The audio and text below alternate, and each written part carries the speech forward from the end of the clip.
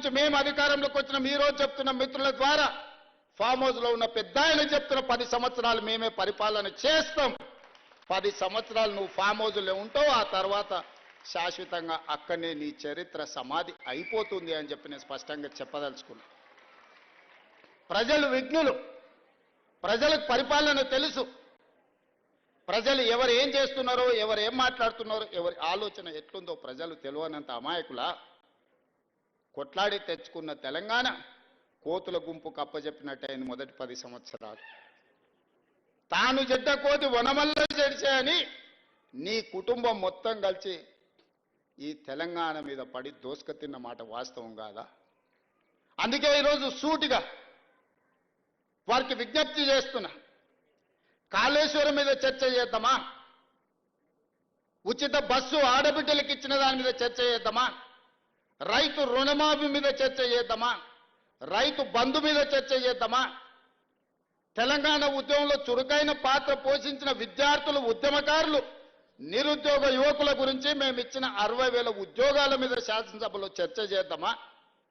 లేదా 30 సంవత్సరాల నుంచి ఎంతో మంది ప్రాణాలు వదులుకొని సాధించుకోవాలనుకున్న ఎస్సీ వర్గీకరణ మీద చర్చ చేద్దామా? 100 సంవత్సరాల నుంచి కులగణన జరగాలి.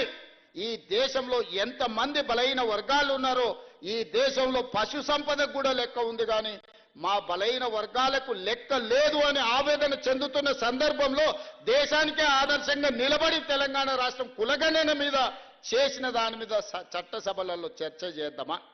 దేని మీద చర్చ చేద్దాం? చంద్రశేఖరరావు గారు మీరు చెప్పండి అని నేను అడుగుతున్నా. నేను సిద్ధంగా ఉన్నా.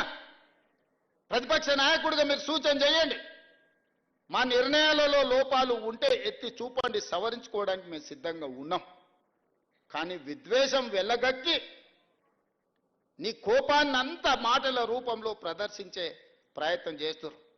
ఆయన కళ్ళకు, ఆయన చూపుకు ఒకవేళ బలమే ఉంటే ఆయన కడుపులో ఉన్న విషంతోనే ఒకవేళ ఎదురుగున్న వాళ్ళని మాయం చేసేది ఉంటే ఈ పార్టీకి వేదిక మీద ఉన్న మేము ఎవ్వరం లేకుండా పోయేటోళ్ళం. అంత విషం ఆయన మాటల్లో కళ్ళల్లో కనిపిస్తుంది. ఎందుకే 40 ఏళ్ళు తెలంగాణ ప్రజలు నేను గుండెల్లో పెట్టి చూసుకున్నందుక? కాంగ్రెస్ విలన్ అంటాడు. నాకు నిజంగా ఆశ్చర్యం కలిగింది.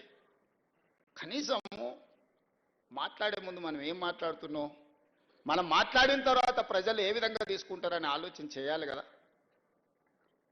మనకు విచక్షణ ఉంది కదా, ఆలోచన ఉంది కదా. మాట్లాడకంటే ముందు ఏం మాట్లాడాలనో ఆలోచన చేయాలి. మాట్లాడిన తర్వాత ప్రజలేం ఏ విధంగా తీసుకుంటారో కూడా ఆలోచన చేయాలి. మొట్టమొదటి విలన్, తెలంగాణకు విలన్ కాంగ్రెస్ పార్టీ అని